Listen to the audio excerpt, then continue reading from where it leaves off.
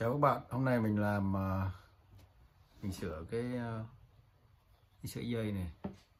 Đây là cái mình để dùng để vanh chân tóc. Cái này bị đứt dây, quý vị thấy không?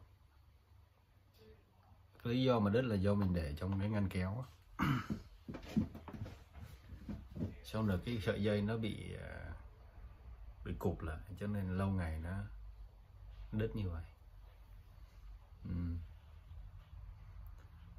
Thường ở đây mình dùng cái này mình phải để trong ngăn kéo, tại luật nó quy định là mấy cái đồ cắt là phải để trong ngăn kéo đậy kín, cho nên do nó bị đứt thì do mình để trong cái ngăn kéo, đúng không? Trường hợp này xảy ra nhiều lắm. Ở Mỹ nó quy định là đồ đạc là phải để trong cái ngăn kéo, cho nên là mình cứ để trong ngăn kéo, cho nên mình sẽ bị những cái trường hợp này đây. Hôm nay mình sẽ thay cái này. Hiệu này là hiệu Endit nha, Endit Trimmer. Thì việc mình làm giống như hôm trước, mình cũng tháo con ốc này ra này, mở nó ra. Mình phải có dây, mình phải mua dây nha quý vị. Ở đây mình có nhiều sợi dây. Cái trimmer này mấy chục đồng á, 5-60 đồng á, không nhớ rõ nữa, nhưng mà mình mua sợi dây này có mấy đô à. Mình thay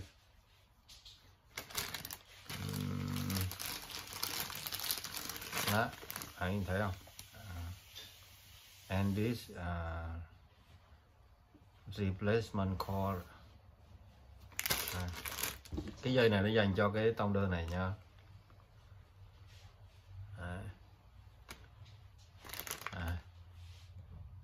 Quý thấy không?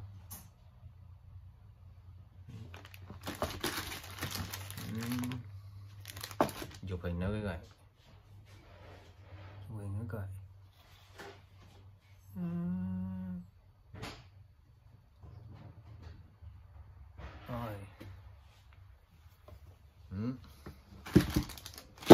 Rồi mình mở ra mình thấy nha quý vị. Mình quay camera xuống.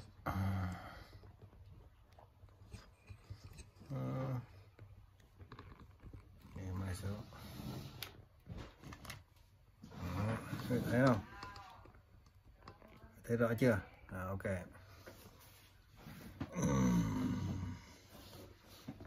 Thấy rõ này ha. Mình xoay qua đây xíu nha.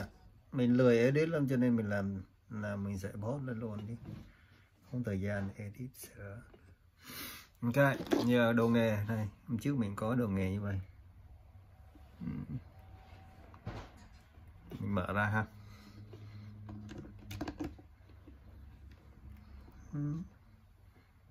Thấy không? Ok, mở nha.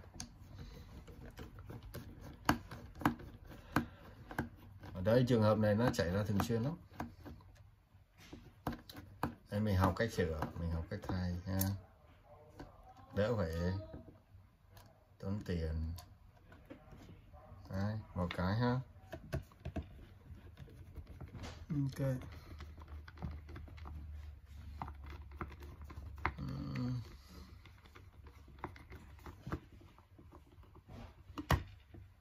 Đấy, rồi xong rồi, bỏ nó qua một bên. Mình mở ra này.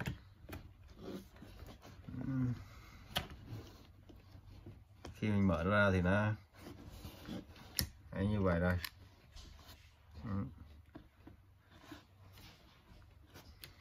Đấy, rớt ra. Đấy. Thì mình cần để thay sợi dây này, mình chỉ tháo cái dây này ra, tháo dây này ra. Thấy không? Mình tháo cái dây này ra này. Đấy. Tháo dây này ra. Ha. Rồi mình tháo cái chỗ này. Mình tháo chỗ này nữa. Này. Thì chỗ này thì mình phải cắt, lấy kìm mình cắt. Chỗ này mình lấy tô vít mình vặn ra. Đứt. Mình mở ra nha. Cũng dễ thôi, không có gì đâu.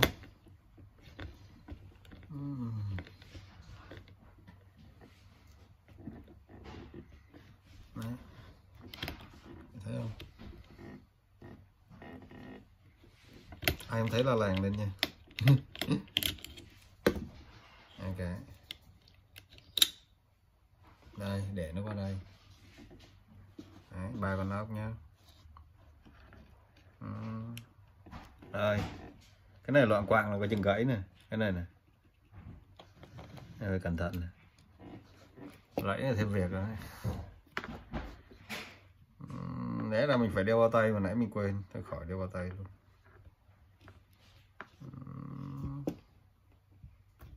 Đấy, nó xoắn lại như vậy rồi. Rồi nó ra rồi đấy. Đây. Mình coi như xong rồi nhá.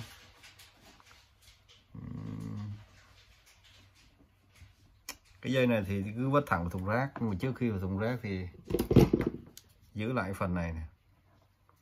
Phần này là mình sẽ cần làm phụ tùng này. Này, mình giữ lại cái này nhé, giữ lại cái này khi mình cần sau này. Ok, mình thấy là cái chỗ này nó đang cụp lại này, nó nguy hiểm, nó có thể tuột ra, có thể đứt này. Nếu mình kéo qua kéo lại nó sẽ đứt dây này đây. Cho nên mình phải đảm bảo được cái dây này nó không bị đứt. Đây. Bằng cách nào trong quá trình mình làm mình sẽ có thể là mình sơ ý mình sẽ bị đứt sợi dây đấy. Cho nên mình dùng cái băng này mình giữ lại nha. Dùng cái băng keo này mình dán nó lại trước khi mình làm cái sợi dây bên kia. Đấy, thấy không? Nó rất là nhỏ mọn, nó nhỏ, nó nhặt, nó có thể làm, nó có thể đứt đó. Trong quá trình mình làm cái sợi dây còn lại đó. Cái này mình sẽ có thể làm đứt nó.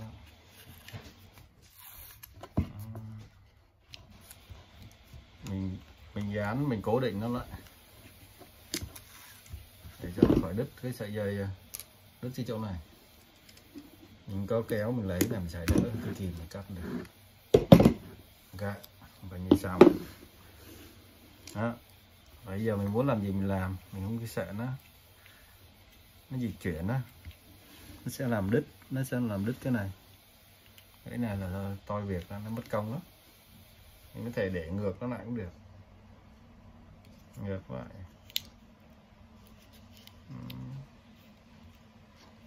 Để như thế nào tùy.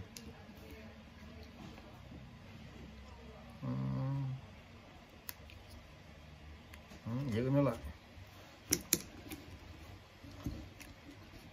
giữ nó lại. Ok, giữ nó lại như vậy. Mấy con ốc này đoạn khoảng nó rớt xuống này. Đó.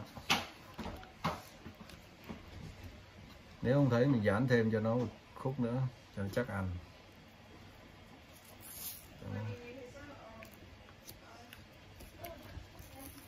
Ok, giữ nó lại.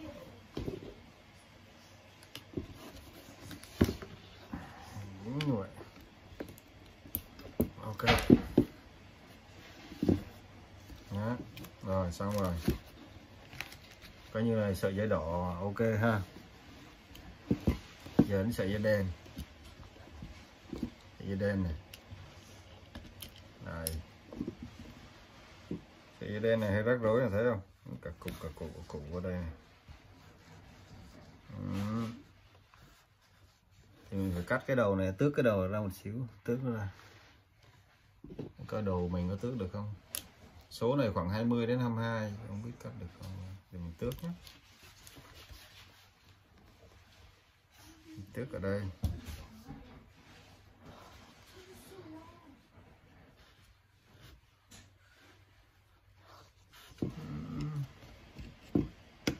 Thấy biết thấy không? Mình xoay.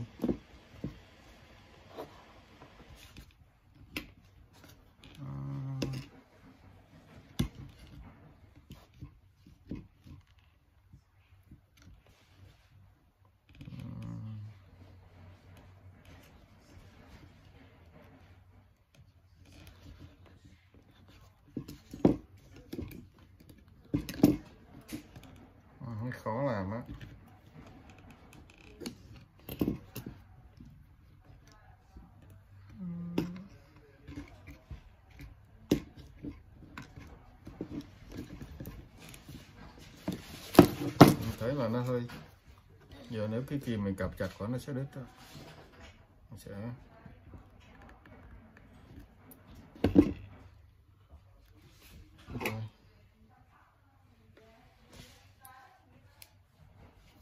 đây có một cái là mình có thể làm.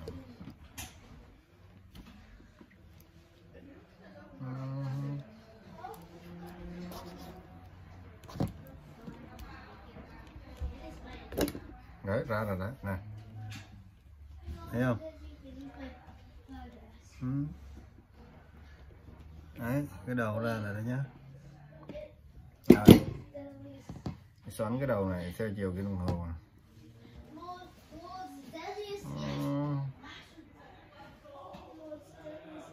Xoắn nó lại, tại vì trong cái sợi dây này nó có nhiều lắm, nó có rất nhiều sợi, mình xoắn nó lại. Ok, coi như cái chỗ này mình đã tước xong ha. Giờ đến cái sợi dây. Okay. Đây quý vị nãy thấy cái sợi dây này như vậy ha. Đấy. Ok, xóa ra, dục xuống sàn nhà luôn. Ok, đó. Thì cái đầu này thì mình cần, cái đầu nãy mình tước ra mình sẽ nối vào cái đầu của sợi dây này. Đấy. Đây, nó như vậy rồi, thấy không? Giờ làm sao? Làm sao đây? Mình không cần cái đầu này đâu, mình không cần cái đầu này, mẹ mình không có hàn, mình cắt bỏ cái này luôn. Sau đó mình sẽ tước nó, mình sẽ tước nó.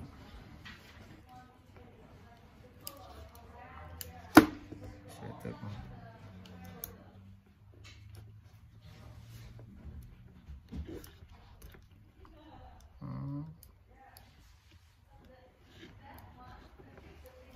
Ok, rồi quý vị thấy không? Tước nó được rồi đây. Này không biết là có ăn thua gì không đây.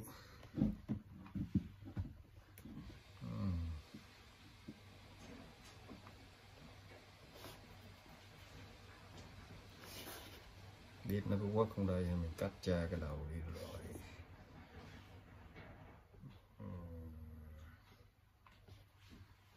Sợi dây này không biết, mình không chắc, đây là lần đầu tiên mình làm quý vị ơi.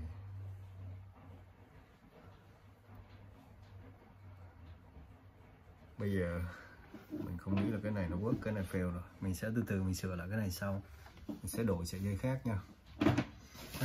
Chán quá, mình sẽ đổi sợi dây khác, mình có cái khác này. Cái cách đó là mình thấy không được, sợi dây này nó giống như là dù bên trong ấy.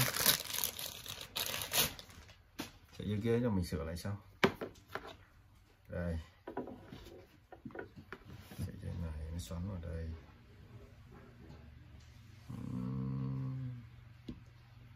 Ok, giờ mình làm cái khác. Làm cái khác. Ok, thử coi cái này có được không, vừa không.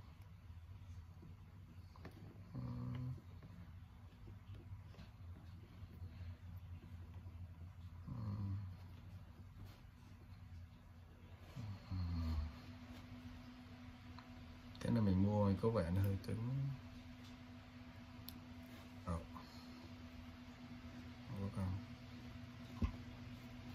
Quý vị thấy không? Mình đánh xỏ nó qua. Cái này hơi to.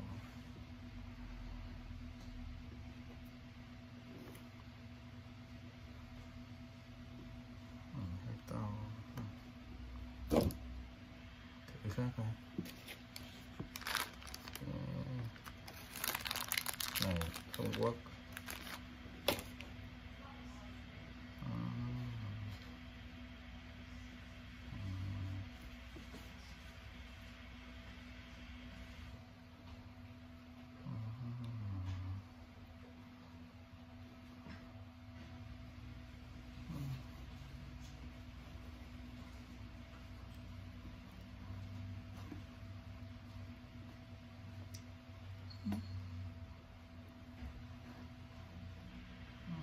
Cứng rồi.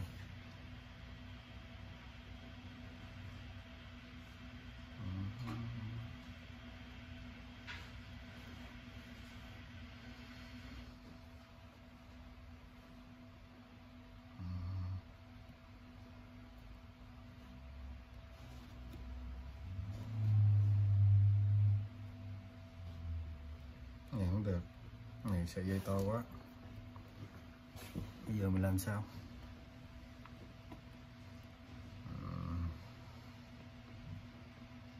Mình chỉ dùng cái này xong mình gắn hai cái kia mình kéo với nhau nhưng mà không được, có vẻ không được. Có vẻ không được. Bây giờ mình hàn ha. Quấn lại với nhau mình hàn được không?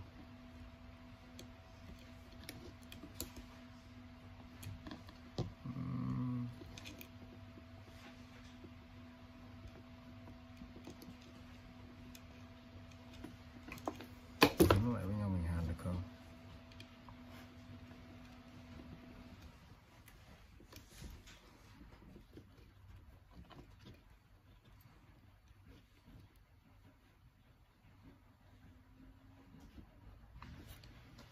Rồi.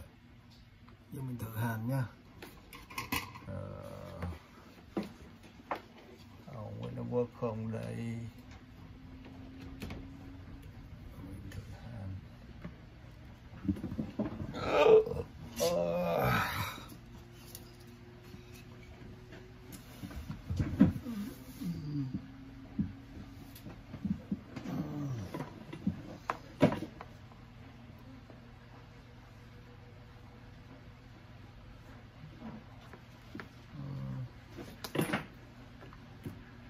Mình sẽ thử hàn.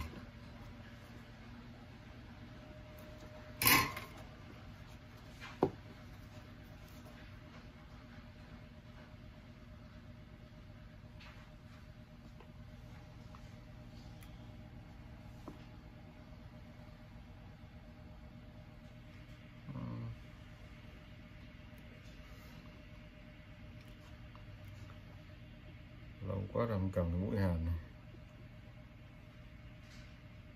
Nóng không đây trời? Còn quất không đây? Toàn là đồ hư không.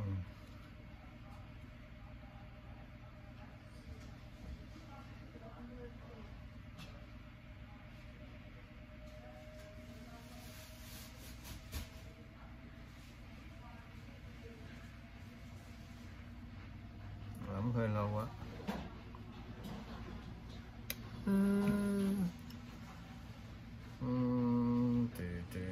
Lâu quá, lâu quá.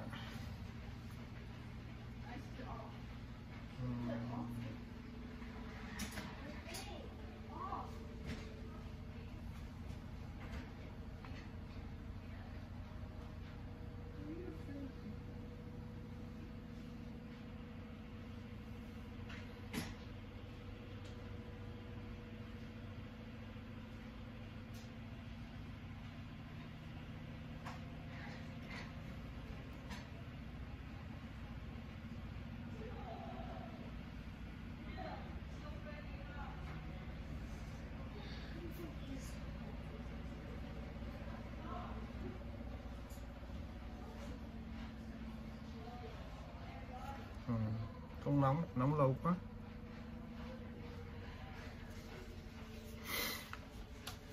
Ý con tránh ra ngoài để ba đang hàn cái này. Các bạn cái này nó bắn vào mắt không tốt đâu, thấy không? Cái hàn đấy. Are you working on something? You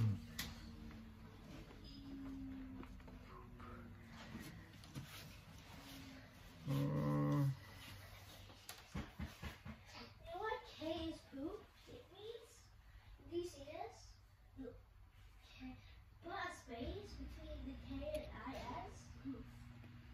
Hơi khó. And who has such a huge has the thing that sounds gone. Yeah, that's right. I know. And it's easily all you would need to do. He said that I was Nghe lâu quý vị ơi, mình thử cái khác. Thử cái khác. Lâu nữa, mình sẽ thử cái khác. Cái khác. he come here for 4 days already. That's it on the street. Cho thằng này qua một bên. That's it on the street. Mình thử cách này.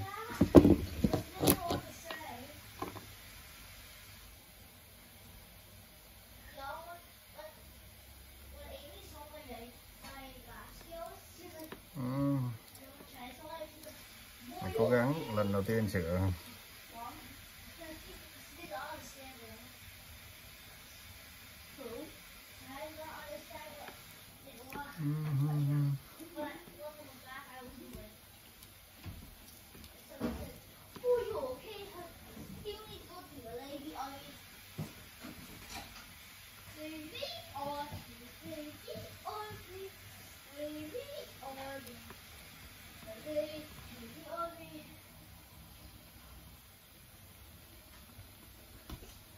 Rồi, được rồi đó. Rất lỗi ha. Cái này hồi nãy mình bấm cái dụng đi quý vị.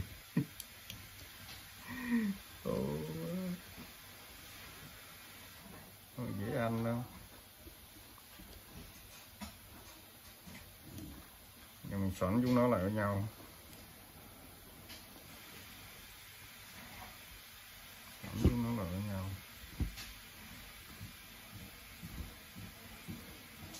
Quý thấy không? Đâu có phải dễ ăn. Cái là cái razor của bà không? Ừ, cái này để có làm tóc. Bị đứt à? Nó dây nó bị đứt.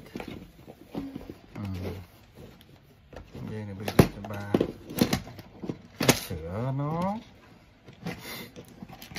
Ok, rồi sao? Mình phải chơi nhiều, thử nhiều cách khác nhau ha. Đây nó có cái lỗ, mình sẽ thử cắt một phần. Stay away in case I don't get. In case I don't get.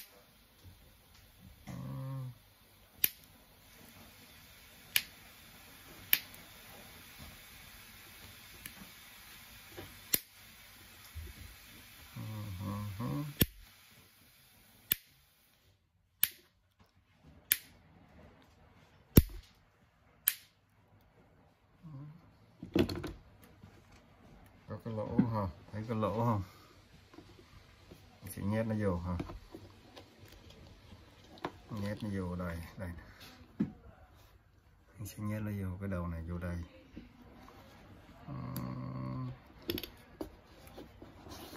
Nó nhỏ lắm, nó nhỏ, nó khó làm lắm. Mắt ai mà kém mà nhìn không thấy đâu. Rồi.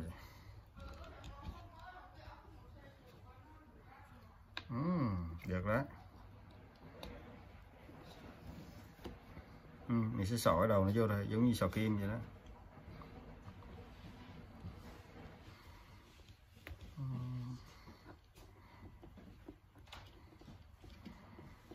Ok. Sau đó mình sẽ bấm thằng này sang bao nhiêu. Mình sẽ bấm nó nha. Bấm nó.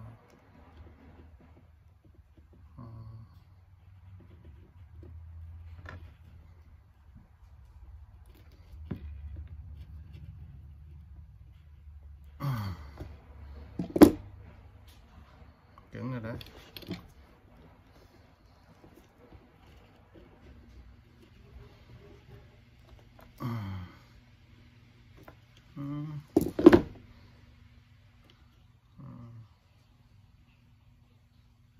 mà sau mình cắt thì cái đầu này còn dư dài quá, mình cắt bớt thì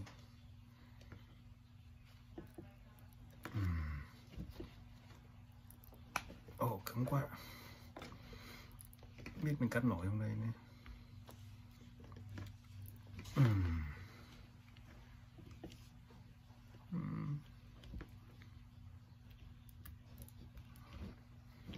Chắc phải dùng hai tay quá. Ồ đứt rồi. Ok, đứt rồi đó. Bấm nó thêm một lần nữa cho nó cứng luôn.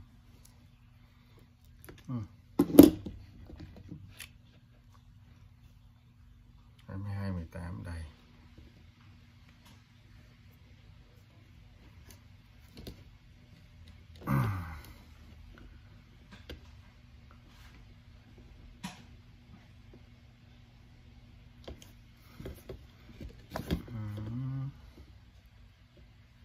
Mình bấm vô là mình giữ hai sợi dây này cho nó câu lại với nhau. Ok, không dễ ăn không quý vị. Vậy đó.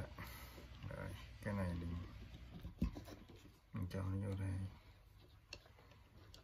Cho nó vô đây.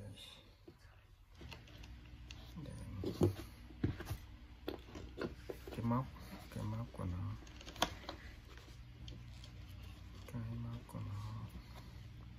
Ok, rồi đó, nó vô rồi đó. Cái này là cái đầu này tí nữa mình cho nó vô bên kia.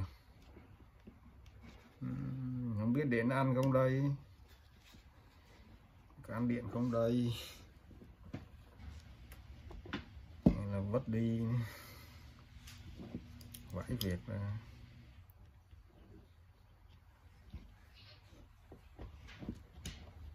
Ok, cho nó ổn định rồi nó nằm đây luôn. Cho nó nằm đây. Ok, cho nó nằm ở đây. Đó, nó vô rồi đó. Ok, nằm đó đi baby. Rồi, sợi dây này thì sao?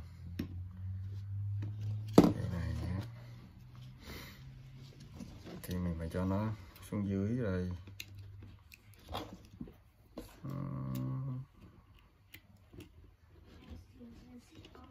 Ok, cho nó xuống dưới đây.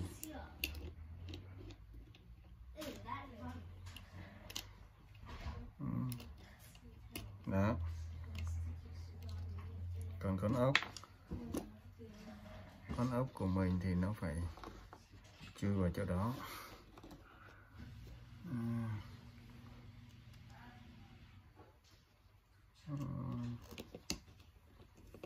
Thấy không quý vị ơi?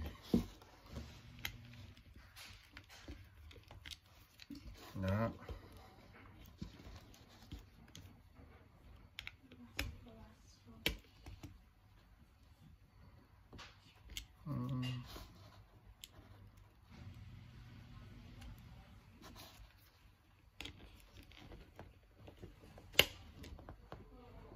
Ok. Giờ mình không biết là nó có cái gì rớt vậy.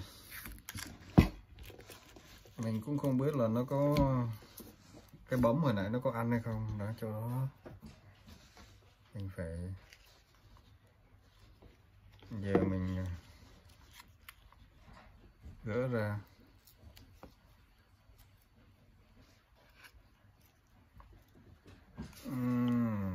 What the hell.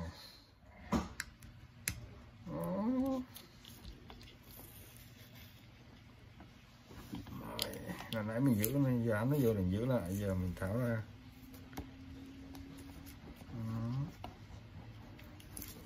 Tháo ra. Ok, đó, thấy không? Này nó bẩn thì mình phủ nó đi một xíu. Ghê cái bàn của tôi rồi.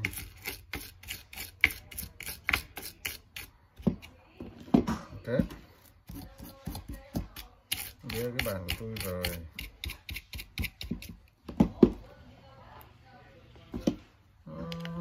chắc lại nhá. Ok, thằng này nó muốn đứt này thấy không, mất dây lắm. Đó là bọn nó làm chỉ để cho mau đứt cho mình. Giờ mình đại vô nè,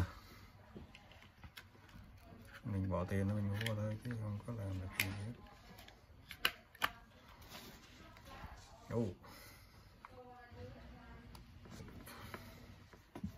Giờ nắp vô rồi không biết là điện nó có ăn được không, mình phải thử điện nha quý vị. Giờ mình bật nó lên nè, bật nó lên nhá, và mình cắm điện nhá.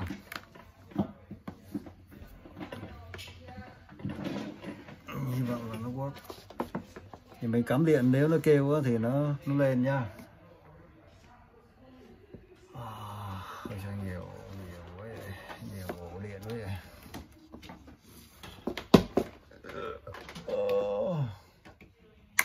Đó là kêu rồi. Đó rồi, vậy là mình độ kiểu đó là kêu rồi đấy. Work á.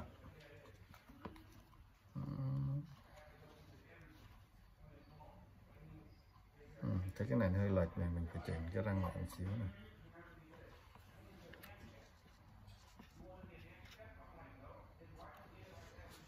Này tí nữa phải lấy lau đi. Thôi giờ mình vặn vô đi. Mình có nhiều đồ lắm quý vị ơi. Cái này hôm nay mình mới mua là mà nó hơi to này, mình tính làm tắt nhưng mà không được. Mai mốt mình sẽ thử cái đó.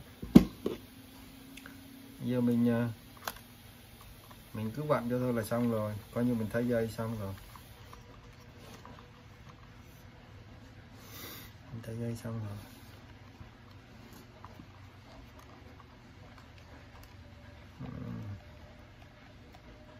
Còn nào có ý kiến hay là có câu hỏi gì thì cứ để xuống cho mình nha.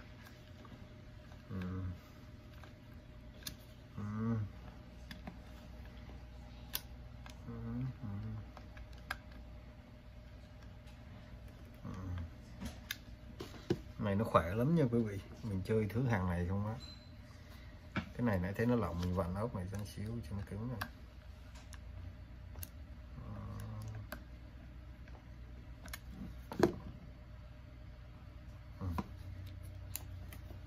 Đấy. Thử điện lại nha, bật nó lại này. Đấy mình tính hàn mà hàn hơi khó, cái bé vậy nó hơi khó là hàn. Cho nên mình độ luôn.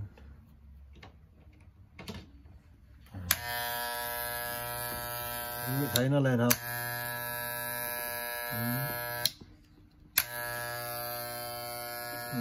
Dây nó thường nó bị cụp chỗ này. Mình làm mình bỏ vào ngăn kéo nó phải cụp chỗ này, cụp nó gãy. Ở Việt Nam mình để ở ngoài không sao, mấy cái này mình để ở ngoài nó có cái móc để ở ngoài này. Không sao, nhưng mà luật ở đây nó quy định là mấy cái đồ cắt này phải để trong ngăn kéo. Thì ngăn kéo nó làm cụp cái đầu dây này. Mình cũng chơi đủ kiểu luôn. Mình không phải mua, mình tự học mình thay. Quý vị. Thôi, vậy thôi. Dây thì quý vị biết rồi phải không? Còn cái đồ nãy mình xài là cái này đây. Cái này này. Cái lít này, connector này. Quý vị thấy không? Cái này nó có cái thanh, có cái lõi ở giữa, thấy không quý vị? Dùng thép mình chỉ dùng một nửa thôi, mình cắt một nửa đi, mình nhét cái đầu cái dùng mình bấm nó lại. Đấy. Cái này nó to quá, cái này của mình nó to quá, mình nhét vô cái tông đơ này không, nhét bên trong nó không được, cho nên mình nhét hai cái sợi dây mình xoắn lại nhau rồi mình nhét nó vào cái lỗ này. Mình bấm nó lại, xong mình cắt cái phần này vứt đi. Nó cũng work thôi. Mà nó cứng á, không thể tuột được á, không cần hàn mà lại nhanh. Mình tưởng đâu mình không thực hiện được cái chứ, bạn lau môi bạn ấy mấy thứ đồ về ra mà đây có cái to hơn. Nhưng mà mấy những cái dài như vậy mình không nhét vào cái tông đơ được. Ngắn thì mình làm được, ngắn mình cắt lửa đi cho nó làm được. Đủ thứ đồ chơi này quý vị. cỡ nào mình chơi được hết. Đấy.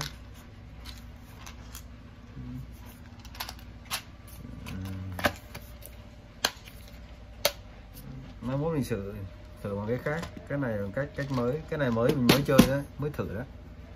Mình sẽ thử hàn. Cái này là cái mới của mình này, mới bữa nay thử thất bại, mua nó nhỏ quá nên mình sẽ giữ đó, mình sẽ giữ nó.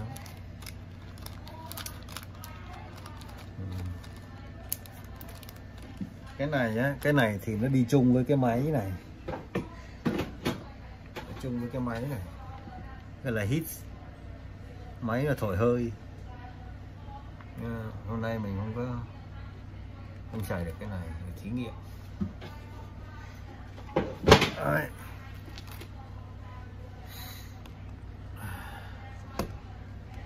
Sorry. Vậy đi quý vị, mình làm mình nhớ đeo kính nha quý vị ơi, lỡ nó văng vào mắt, có mắt là mù luôn đó. Đây. Thế gì mình sẽ thử xem là nó còn bén không. Mà nói chuyện cái này điện thôi cho máy nó chạy rồi, còn cái này nó có bén, nó cắt thì không hay nó ray nào chuyện khác nữa. Quý vị. Bye bye quý vị nha.